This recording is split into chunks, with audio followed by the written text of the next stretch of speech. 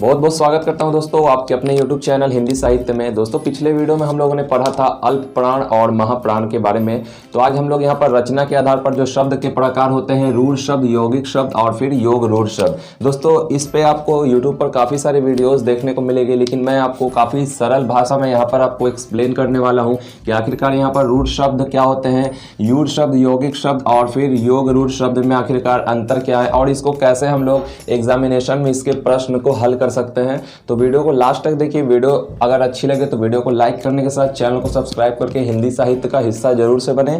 तो आइए मैं डायरेक्ट आपको लेकर चलता हूँ रूढ़ शब्द के परिभाषा पर। तो दोस्तों यहाँ पर आप देख सकते हैं कि यहाँ पर मैंने इसको परिभाषित इस तरीके से किया है कि जिन शब्दों के खंड निरर्थक होते हैं उन्हें रूढ़ शब्द कहते हैं। दोस्तों अलग अलग किताब में आपको अलग अलग यहाँ पर परिभाषाएं मिल सकती हैं, लेकिन यहाँ पर मैंने आपको एक आसान भाषा में यहाँ पर लिख के बताया है कि जिन शब्दों के खंड यानी कि टुकड़े करने पर वो निरर्थक हो जाए उन्हें हम लोग रूढ़ शब्द कहते हैं। जैसे कि मैंने यहाँ पर क्या लिख दिया, माला।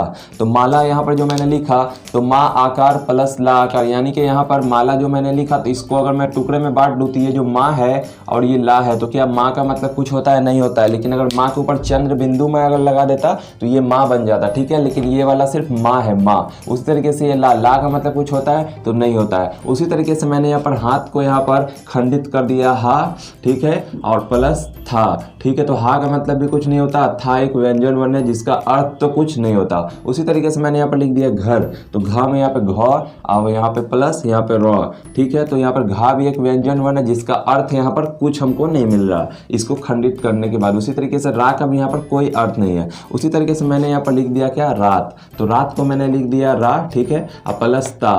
तो यहाँ पर रा का मतलब कुछ नहीं होता, ता का मतलब भी कुछ नहीं होता। तो ऐसे हम लोग शब्दों को क्या कहेंगे, रूढ़ शब्द कहेंगे। वैसे शब्द किसी भी आप शब्द को ले लें और उसको वहाँ पर खंडित कर दें, अगर खंडित करने के बाद उनका आपको कोई भी अर्थ ना मिले यानी कि वो निरर्थक हो, तो आप उसके क्या कहेंगे, रूढ़ शब्द कहेंगे, ठीक है।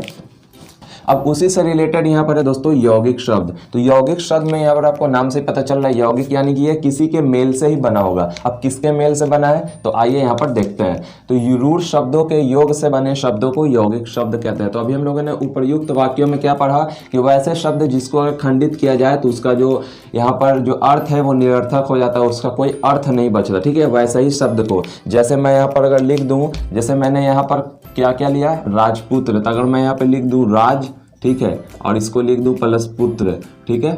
अगर मैं राज को अगर यहाँ पे खंडित करूँ तो रा पाई और प्लस जा, ठीक है। तो रा का मतलब कुछ होता है क्या? नहीं। जा का मतलब कुछ होता है क्या? नहीं। उसके बाद चलिए पुत्र को यहाँ पर कर देते, पू और प्लस त्रा। तो यहाँ पर क्या पू का मतलब कुछ होता है, त्रा का मतलब कुछ होता है? तो नहीं होता है। तो ऐसे शब्दों को हम लोगों ने यहाँ पर जोड़ दिया, इसका मतलब कुछ नहीं होता, इसका भी कुछ मतलब नहीं होता, यानी कि ये रूढ़ शब्द है। तो यहाँ पर दो रूढ़ शब्द यहाँ पर जुड़े हुए हैं राजपूत में। क्या क्या जुड़े हुए हैं? पहला तो यहाँ पर दोस्तों जुड़ा हुआ है राज और दूसरा यहाँ पर जुड़ा हुआ है पुत्र, यानी कि राजपुत्र। लेकिन अगर मैं बात करूं कि यौगिक शब्द के दोनों खंडों का जो सो सार्थक होता है वो साथ में होता है, ठीक है। उसका अर्थ होता है राज का भी कुछ अर्थ होगा, पुत्र का भी कुछ अर्थ होता है, ठीक है। उसी तरीके से मैंने यहाँ पर दो यहाँ पर रूढ़ शब्दों को ज्वाइंट कर दिया, जोड़ दिया, जन्मभूमि, ठीक है। जन्मभूमि ये शब्द बन गया। यहाँ पर देख सकते हैं जन्म का भी एक मतलब होता है, भूमि का भी मतलब होता है। उसी के बाद मैंने जोड़ दिया पाठशाला। तो यहाँ पर पाठशाला को अगर खंडित करेंगे तो यहाँ पर हम लोगों को पहला शब्द मिलेगा पाठ, दूसरा मिलेगा शाला। तो इसका हम लोग को अर्थ मिलेगा, ठीक है। ऐसा नहीं है कि इसमें रूढ़ शब्दों की तरह इसको खंडित करेंगे कि इसका अर्थ नहीं मिलेगा, बल्कि इसका अर्थ मिलेगा क्योंकि ये रूढ़ शब्दों का यहाँ पर योग है। अब चलिए जान लेते हैं कि योग रूढ़ शब्द क्या होता है। तो विशेष अर्थ का बोध कराने वाले शब्दों को हम लोग योग रूढ़ शब्द कहते हैं, ठीक है। विशेष अर्थ का बोध कराने से तात्पर्य यह है कि कोई ऐसा शब्द जो हमारे समाज में यूज किया जाता है, लेकिन कभी कभी ऐसा होता है कि हम लोग किसी विशेष अर्थ का तात्पर्य से उस शब्द का यहाँ पर हम लोग प्रयोग करते हैं। जैसे कि मैंने यहाँ पर तीन चीज़ों को लिया है, योग रूढ़, साधारण अर्थ और विशेष अर्थ, ठीक है। जैसे पंकज, पंकज किसी व्यक्ति का भी नाम हो सकता है, ठीक है। लेकिन यहाँ पर पंकज का जो मतलब की अगर बात की जाए, अगर साधारण अर्थ के बारे में, तो उसका मतलब होता है पंख में जन्मा, ठीक है। पंख का मतलब दोस्तों होता है कीचड़, जन्मा यानी कि जन्मने वाला, उसमें पैदा होने वाला, ठीक है। यहाँ पे तो मैंने कह दिया कि रे तू पंकज यानी कि पंख में जन्मा हुआ है। लेकिन आखिरकार आप ये सोचिए कि क्या पंख में जन्मा हुआ कोई भी ऐसा चीज़ हमारे समाज में एग्जिस्ट करता है? तो हाँ करता है। वो क्या है? कमल।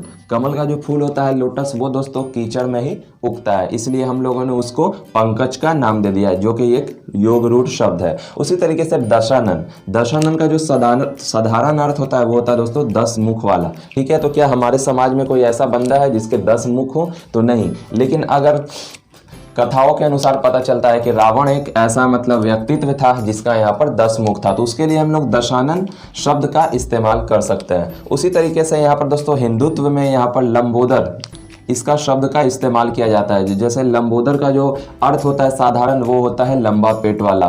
तो ठीक है, तो ये जो लंबा पेट वाला लंबोदर शब्द का इस्तेमाल गणेश जी के लिए भी किया जाता है। उसी तरीके से नीचे योग रूढ़ शब्द का जो चौथा शब्द है वो दोस्तों पीताम्बर। ठीक है, पित्त प्लस आम्बर यानी कि पीला वस्त्र धारण करने वाला। हमारे समाज में भी कई सारे ऐसे लोग होते हैं जो पीले वस्त्र को धारण करते हैं, जैसे साधु संत वगैरह, लेकिन हम लोग उनको नहीं यहाँ पर कंसीडर करेंगे, हम यहाँ पर करेंगे विष्णु जी को। ठीक है, तो यहाँ पर मैंने आपको क्या क्या बताया कि रूढ़ शब्द क्या होता है, यौगिक शब्द क्या होता है और फिर योग रूढ़ शब्द क्या होता है। ठीक है, अब मैं उम्मीद करता हूँ कि आपको यहाँ पर जो मैंने योग रूढ़ शब्द बताया कि यहाँ पर साधारण अर्थ और विशेष अर्थ यहाँ पर क्या होता है, आपको अच्छे समझ आ गई होगी और काफ़ी सारे परीक्षाओं में भी ये पूछे जाने वाले क्वेश्चन में से एक है। ठीक है, तो आपसे मैं रिक्वेस्ट करूँगा कि अभी तक चैनल को सब्सक्राइब नहीं किया तो चैनल को सब्सक्राइब करके हिंदी साहित्य का हिस्सा बने, और वीडियो अगर पसंद आई है तो वीडियो को लाइक कर दें और आप अपने कॉपी में इस चीज़ को नोट कर लें।